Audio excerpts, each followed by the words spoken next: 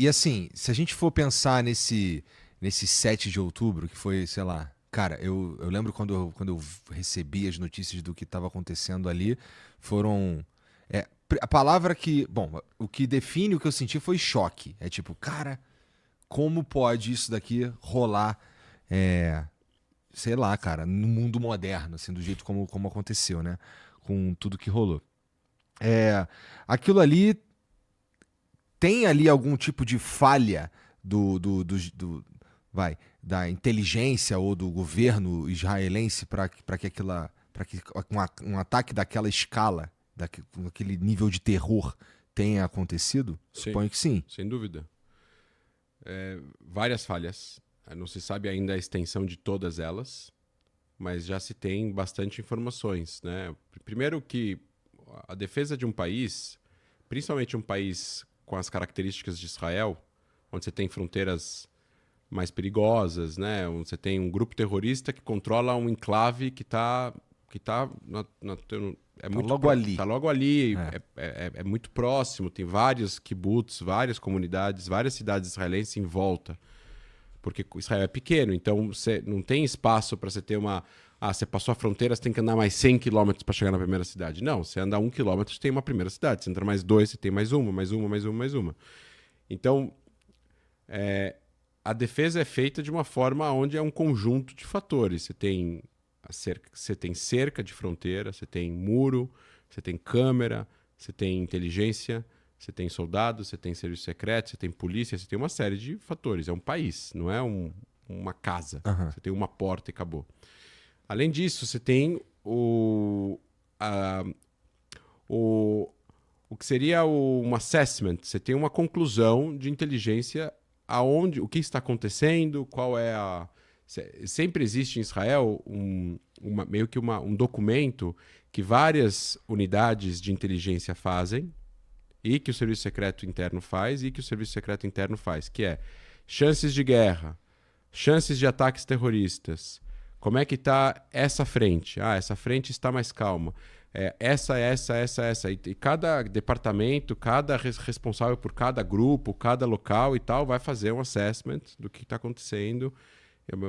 Chances de guerra, baixa, média, alta, por quê, a explicação e tudo mais. Então, foi visto movimentações do Hamas ao longo de 2023, mostrando que o Hamas estava reavaliando se Israel estava dividido internamente por causa da reforma do judiciário, que estava dividindo Israel, que estava tendo protestos, que Israel quase demitiu que o Netanyahu quase demitiu o ministro da Defesa, e depois não demitiu, e depois voltou atrás. Tem aí cartas de reservistas não querendo fazer treinamento, porque não concordavam com a reforma. Então isso balançou, e aí o Serviço Secreto começou a ver uma movimentação no Hamas em relação a isso, mas não era o suficiente para dizer agora eles vão atacar. Aham. Então, nas semanas que antecederam e nos meses que antecederam, existe uma função no exército que chama Tatzpitaniot, que são as... Consegue repetir? No Tatzpitaniot. Tatzpitaniot. Isso. Que são as observadoras. Tá. Então, elas ficam dentro de uma base, elas ficam ligadas nas telas, tem as câmeras, elas conseguem ver Elas porque são todas mulheres. São mulheres. Tá. E elas viram muita movimentação esquisita de pessoas do Hamas perto da fronteira, com binóculos, com as picapes brancas e tudo mais. E elas avisaram os superiores, e os superiores meio que falaram, ok, isso é normal, ok, isso é normal, ok, isso é normal, e não passaram para cima. Então tem isso também. Agora, o que aconteceu no dia 6 à noite é que tem aí já investigação mostrando que no dia... Teve um documento que foi para o Serviço Secreto em janeiro de 23. Um documento do Hamas, onde o Hamas falava: nós faremos uma invasão a Israel, sequestraremos pessoas, mataremos para poder soltar prisioneiros do Hamas que estão nas prisões israelenses. Esse documento entrou, ficou na gaveta lá, porque era um documento, mas não tinha nada concreto.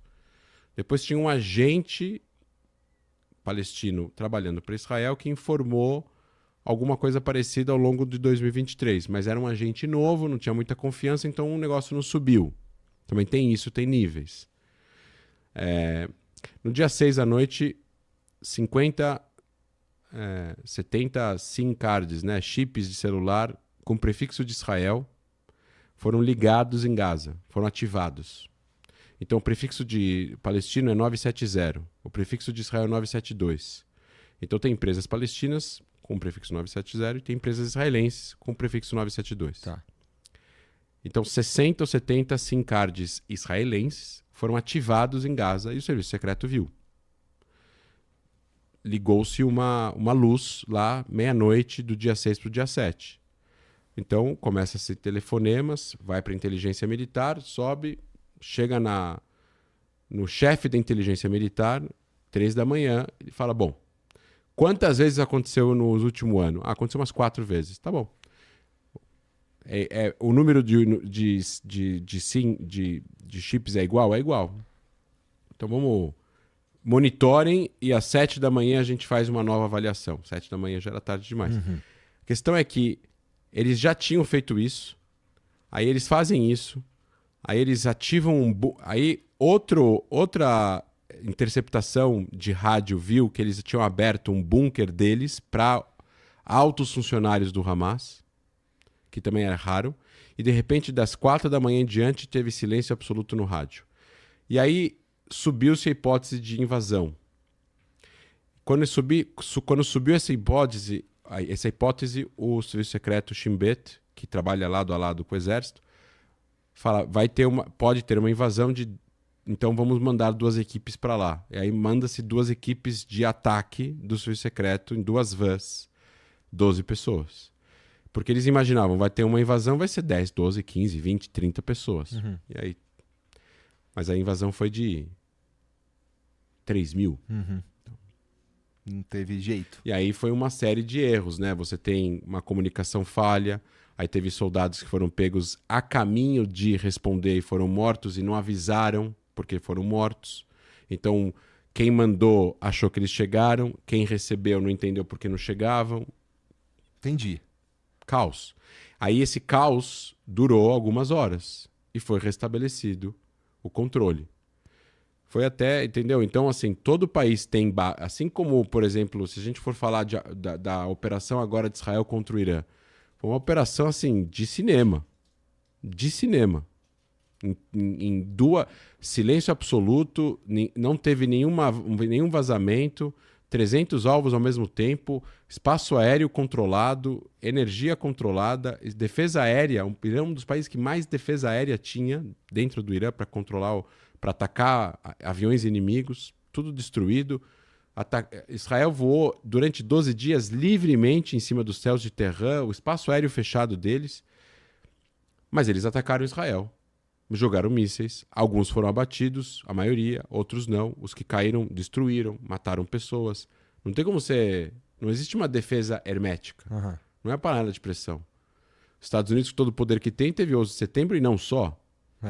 Por aí vai. Entendi. Quanto ainda tem reféns com o Hamas? 50 e... Eu tenho um número aqui, 55, não sei se Não, tá certo. mas resgataram 3 corpos, acredito que sejam 52. Entendi. 20 vivos e 32 mortos.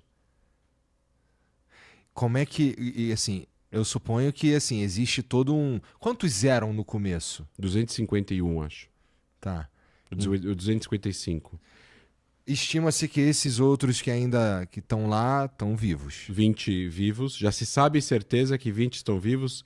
A estimativa é que 20 estão vivos e o resto se tem certeza que estão mortos, que foram ou mortos no 7 de outubro ou mortos durante o cativeiro. Entendi. E como é que é feito o trabalho para resgatar ou para trocar? Não, aí é renegociação direta com o Hamas. Uhum. E o Hamas, para poder negociar... E aí a negociação trava em um princípio básico, Igor. O Hamas precisa, na cabeça deles, fazer um acordo que retire o exército de Israel de Gaza e que eles continuem controlando Gaza. Aí eles entregam os reféns. Isso para eles é sinônimo de vitória. Uhum. Que é, em outras palavras, Israel não conseguiu tirar a gente do poder. Israel precisa para encerrar a guerra, que o Hamas saia do poder e devolva os reféns. O Hamas precisa ficar no poder, Israel precisa que o Hamas saia do poder. Enquanto que isso não for resolvido, não vai ter um acordo final, vai ter só acordos parciais. Mais 10, mais 5, mais 3 semanas, mais 2 meses, mais 1 mês. Mas para ter um acordo final, isso não vai ser resolvido porque o Hamas, se o Hamas aceitar a exigência de Israel, o Hamas assume a derrota. E se Israel aceitar, Israel assume, apesar de não ser uma derrota para Israel, porque Israel está devolvendo os reféns, que é um dos objetivos do... Mas, assim, é impensável que Israel deixe o Hamas lá depois de tudo isso, porque vai ter ser tudo sido em vão. Até pelos palestinos eu digo isso.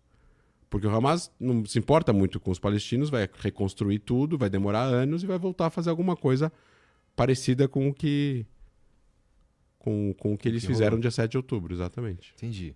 Bom, falando um pouquinho do ataque lá que o Irã fez, que você disse, 500 não sei quantos mísseis, 5% caiu lá, destruiu algumas coisas e tal. Esses danos que foram feitos, que foram causados a Israel ali, eles são muito significativos, assim, É bastante significativo por algumas questões. Primeiro, em guerras, cada poder, cada regime, cada país, cada governo, né, tem algo que ele considera muito importante. E que esse algo ele vai proteger de forma desproporcional. Uhum. Então, tem alguns países que consideram isso a capital. Tem alguns que consideram o exército. E o serviço secreto, o exército, a central do exército, os seus generais e por aí vai. Cada país tem algo. Tem alguns que são os recursos. Né? Recursos, se você, sei lá, fecha a água, fecha a produção de ferro, aquilo é essencial para você continuar existindo e por aí vai. Para Israel são civis. Então, e o outro lado sabe disso e por isso que eles atiram nos civis. Porque se tem uma coisa que deixa que sobe os nervos dos israelenses e atinge duramente a moral de Israel, é morte de civis. Isso significa que Israel não está cumprindo, o seu governo não está cumprindo o propósito de proteger os seus civis. Né? Israel foi criado não só, mas também para ser um lugar seguro para os judeus viverem em seu próprio país, na sua terra ancestral, depois de 2000 anos de perseguição, após terem sido expulsos dali mesmo. Né? Então, e o outro lado sabe disso, então ele falou, vou atingir os civis, porque é isso que vai fazer com que desestabilize a moral. Então, os mísseis balísticos que o Irã lançou são infinitamente mais destrutivos e mais perigosos que os mísseis que o Hezbollah usa ou que os foguetes que o Hamas usa. Uhum. Então, os quartos fortificados que existem nos apartamentos novos em Israel, que ficam nos apartamentos, cada apartamento tem um quarto dos 3 quartos, que tem uma parede da grossura dessa mesa e tudo mais, uma janela blindada, uma porta blindada. Só que isso não segura um míssil balístico. E se bater diretamente. Se bater do lado e tal, algum estilhaço vai segurar. Mas agora, antes de entrar o cessar-fogo, ou durante o cessar-fogo, o míssil bateu em Beersheba, uma cidade no sul, e morreram 3 pessoas dentro do quarto. Isso é aterrorizante para os israelenses. Porque nem nesse quarto ele está a salvo. Então, obviamente que existe um dano de segurança. 2, se vê que o sistema antiaéreo de Israel ele é efetivo, mas ele não é perfeito.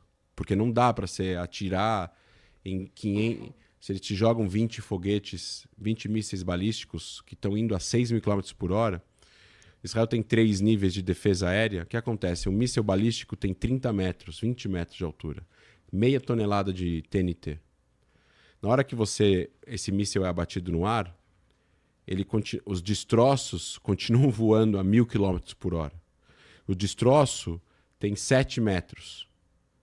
Já é maior e mais rápido do que o míssil original do Hamas. Uhum. Então você precisa abater o destroço com outro míssil. E o cálculo é uma série de cálculos e radares que precisam ser feitos em um tempo muito curto, que o sistema usa, e o sistema não é perfeito. O sistema não é perfeito, o sistema erra. Assim como o ChatGPT erra, o sistema vai errar. Então, o sucesso de 90% caiu para 70%, 65%, ainda assim é muito importante porque vai salvar vidas. Tem 2 alvos que eles atingiram que são emblemáticos. Eles atingiram um hospital, que é um hospital que, de novo, diferente do Hamas, que eles usam hospitais, aqui era um hospital que não tem militares. E eles atingiram, eles destruíram, né, um laboratório de pesquisa contra o câncer no Instituto Weizmann, que é um instituto acadêmico, é um instituto de pesquisa, tipo um MIT de Israel, né? Um instituto, não tem faculdade, é só mestrado e doutorado, então não seria uma universidade, mas é um centro acadêmico de excelência, um dos melhores do mundo, que fazem pesquisas de química, física, biologia. A quantidade de patentes deles patentes, números absolutos, é a maior do mundo. E eles destruíram um centro de pesquisa contra o câncer. 400 milhões de dólares de prejuízo. Caraca. Obviamente que isso vai ser reconstruído e isso vai ser colocado... Mas é isso, isso mostra o perigo desses mísseis. E por que não só o programa nuclear do Irã era um perigo, mas o projeto deles, eles estavam com um projeto de fazer 10 mil mísseis. Eles tinham 2 mil, eles jogaram 500, eu não sei quantos foram destruídos em solo. Algumas fontes dizem que os mísseis novos que estavam sendo lançados contra Israel saíam desgovernados pelos céus do Irã. Entendi. Então eu acredito aí em sabotagem de Israel.